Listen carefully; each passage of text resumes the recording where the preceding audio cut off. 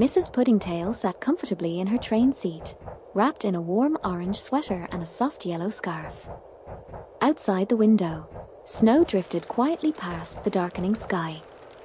She was reading a book, feeling relaxed and ready to return home after her travels. As the train slowed near her station, she stood up, reached for her suitcase, and stepped off the train into the softly falling snow. Inside her little cottage by the fireplace, Mrs. Puddingtail placed the suitcase on her wooden table. But something felt wrong. It was heavier, and the tag was missing. When she opened it, her eyes widened.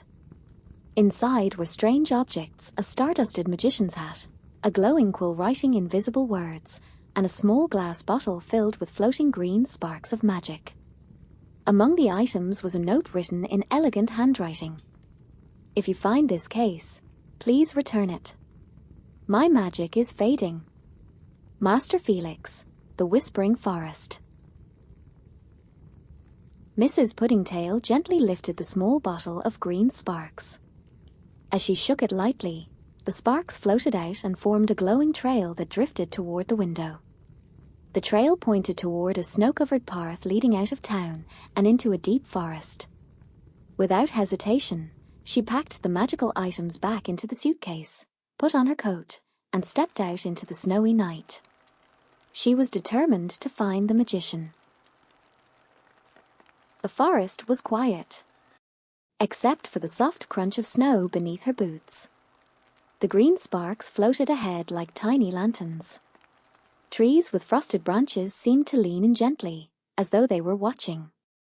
A little fox peeked from behind a stump, blinking curiously at Mrs. Puddingtail as she passed. The trail led deeper and deeper, until Mrs. Puddingtail saw a small wooden cottage tucked between tall pine trees, glowing with golden light. Inside the forest cottage sat an elderly magician, Master Felix. He looked tired, but his eyes held kindness and wonder. Mrs. Puddingtail placed the suitcase before him. "I think this belongs to you," she said warmly. The magician smiled with relief. "You have a good heart, and perhaps you were meant to find this magic," said Master Felix.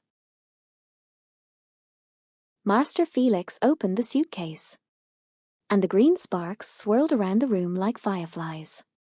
He asked Mrs. Puddingtail if she would like to learn how to use a little bit of magic, not for greatness or power, but to bring kindness and joy to others. Mrs. Puddingtail's eyes shone behind her round glasses. She nodded,